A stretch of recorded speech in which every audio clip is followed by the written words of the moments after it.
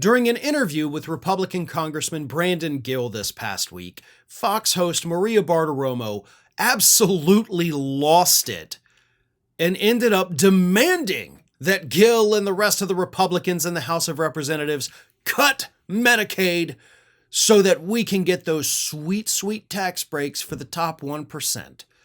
A top 1% that, by the way, Maria Bartiromo happens to be a part of. So Maria Bartiromo on her Fox program literally told a congressperson, you gotta cut Medicaid because mama needs a tax cut.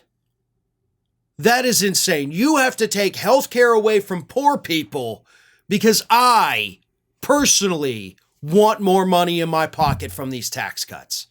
That is insane. But here's how that conversation went.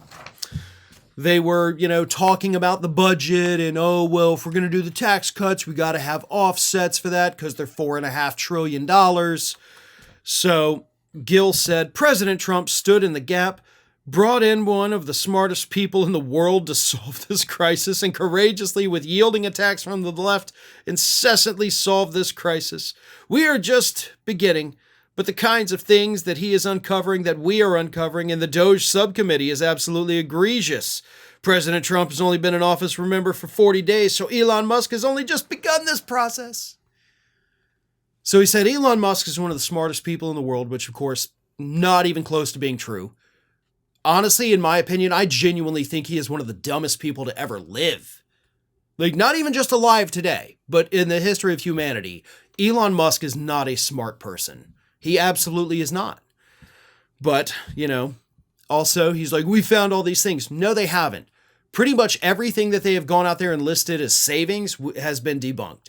They've saved nothing. They're a complete and total failure. And by the way, they're actually paying their staffers, hundreds of thousands of dollars a year, after Elon Musk said nobody was getting paid anything.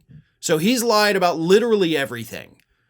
So anyway, Gill goes out, defends Elon Musk, defends Trump, and Bartiromo just still not happy.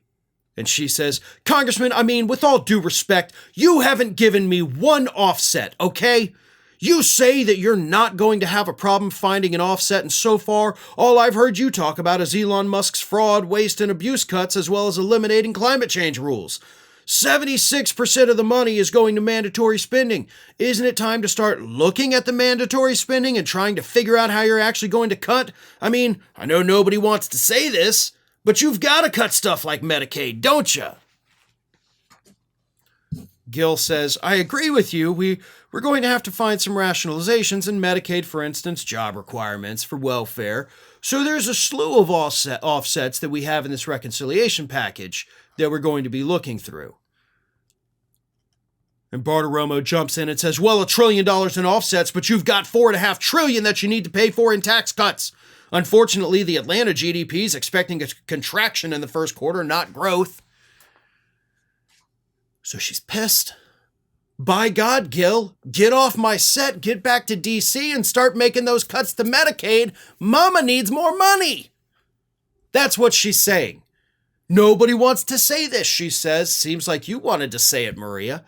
Sounds like you've had that queued up ready to go for as long as you could remember. Because you don't want poor people to have access to health care. You want poor people to die of preventable conditions just so you can put a few more dollars in your pocket every year. That's what this is about. And here's the kicker. Those people, a lot of them, those folks on Medicaid, most of them are in red states. Maria, those are your viewers. What are you going to do when you kill them off so you can put more money from your contracts in your pocket? Your contracts aren't going to last very long if you kill your audience. And then those tax cuts are meaningless for you. So, may want to think ahead about that before you tell people to cut the health care of the Republican voting base and, of course, the Fox News viewership. Not a smart strategy, if you ask me.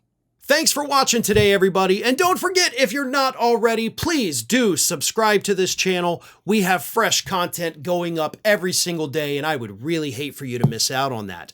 And speaking of missing out, if you're not following me across all other social media outlets, then get on it. You can follow the links in the description of this video.